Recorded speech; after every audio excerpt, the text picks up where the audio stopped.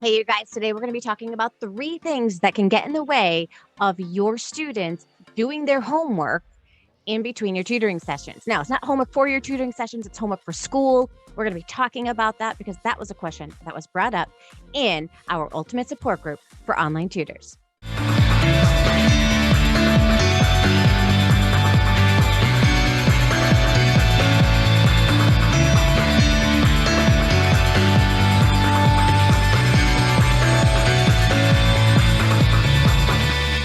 Hey, you guys, I'm so excited to be here today to really talk about something that is near and dear to my heart, and that is kids completing homework assignments, right? And it's not your homework assignments. You know that the child has homework that they have to do from school, yet sometimes they struggle with being able to complete it. Well, that's exactly what one of the members inside of our ultimate support group for online tutors was struggling with. Now, sometimes people can give advice without really knowing all of the facts or how to help them, right? And so I'm here to say, let's always be open-minded as we, give advice to people, find out, what is causing problems, what are some things that they have tried in the past that have worked or have not worked, and go from there. But I think one of the first things that we tend to think about is if a child's not doing their homework, then they're just lazy, right? Like, well, they just can't do it. That's not my deal. I'm the tutor, I can only help them with what is in my control, right? They're struggling with some kind of homework. I can help them with what they're struggling with. But if they're choosing not to do homework, for school, that's kind of outside of my realm. And it totally can be. You can totally have a discussion with the parent and find out, is this, something that's going to be a good fit for them, not a good fit? Does the child need more tutoring, not need more tutoring? All those things can be, really dived on into. But I really want to dive into the fact that a lot of our kids are struggling with developing executive functioning skills. And I'm going to talk a little bit more about this. We had one of the people in our group, Donna Richmond. Thank you. You gave a really great response. You said, it sounds like executive functioning may be a factor for this learner. It's not a matter of them simply not feeling like or being committed enough to do their work, but actually lacking any executive functioning skills to support them in doing their work. Planning, organizing, task initiation are all part of executive functioning. These kiddos need support and training that helps them to build these specific skills or find strategies to help them. And it does take time, right? It's not something that's developed overnight. She says in her groups of working with kids with executive dysfunction, she uses a program and platform called Habitica.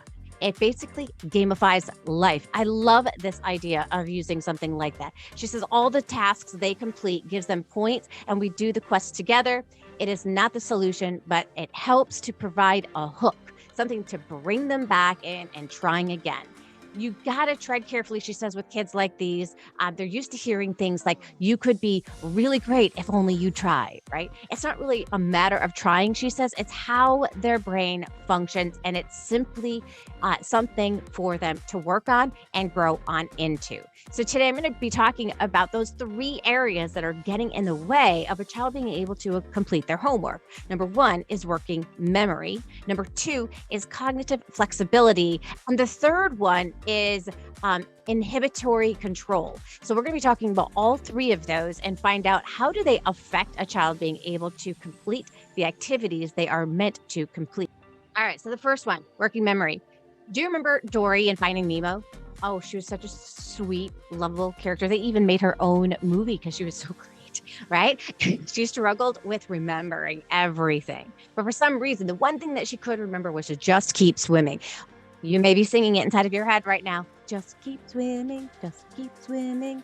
And that was the main thing that she had to remember, right? And it was the one thing that she always kept in that long-term memory. Now, when it comes to our students, the need to remember tasks long enough in order to do them is something that is not always present. And they struggle if they have, executive functioning problems, right? The next area is called cognitive flexibility or inflexibility. They're so rigid and they cannot see things in multiple ways.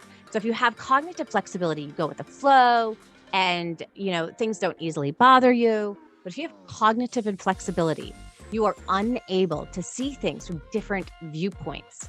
And I'll run into this with my reading students. It actually hinders them from even learning from the text that they're reading. They take their background knowledge and they don't veer away from it.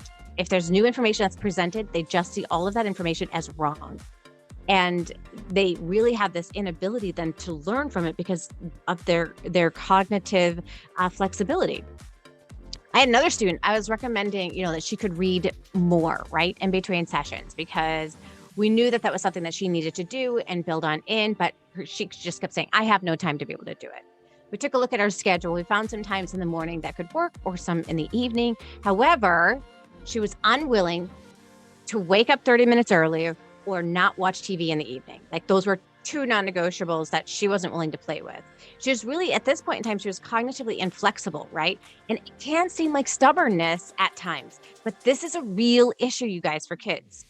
And the third area is called inhibitory control. Inhibitory control is also known as response inhibition. It's a cognitive process, and more specifically, it is the executive function that permits an individual to inhibit their impulses and their natural, habitual, or dominant behavior responses to stimuli in order to select a more appropriate behavior that is consistent with completing their goals.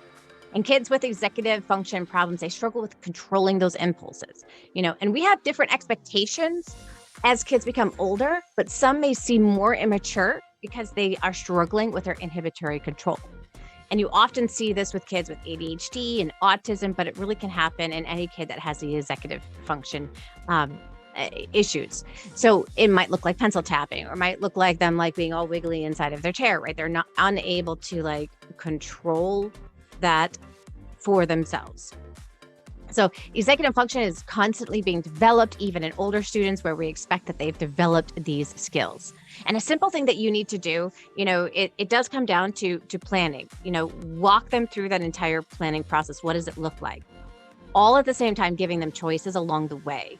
Because one of the things with kids is they feel like they have no control over anything, right? Especially when it comes to homework. I don't have any control of that. I have to do it. My teacher says I want to do it. And the only thing I can think of is I don't want to do it, so I'm not going to do it. Right? But they don't really have a thought process to really follow this with. They don't feel like they have any choices. And so they're going to make the choice. They're going to make the choice to not do it sometimes. But if they come up with a plan that they can execute, that they have had choices with along the way, it's going to help them see how they can make it possible. Like, if you need them to complete their homework for school by Tuesday, let's talk about how we're going to go about this process to complete it. Do you want to do it all in one sitting?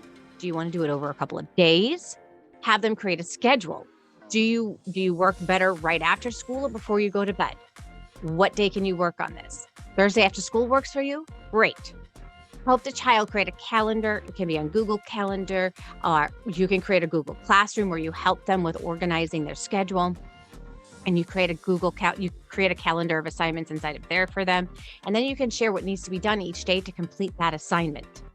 He's also going to need help with completing, that schoolwork, right? You can help him when it comes to that.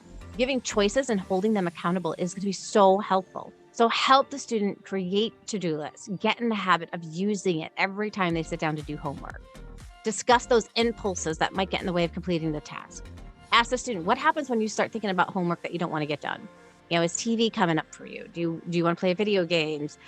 Instead of playing the video games and working on that impulse right away, instead, let's use that as our reward for when you've completed your assignment. So first, you do the thing you don't want to do, and then you reward yourself with the thing that you do want to do.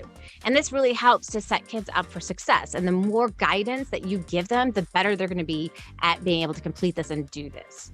Kids don't feel like, again, they don't have a lot of say in what they do. But when they feel like they have a say in how it's going to be done, and somebody guides them through this process, it helps them to be able to get better grades.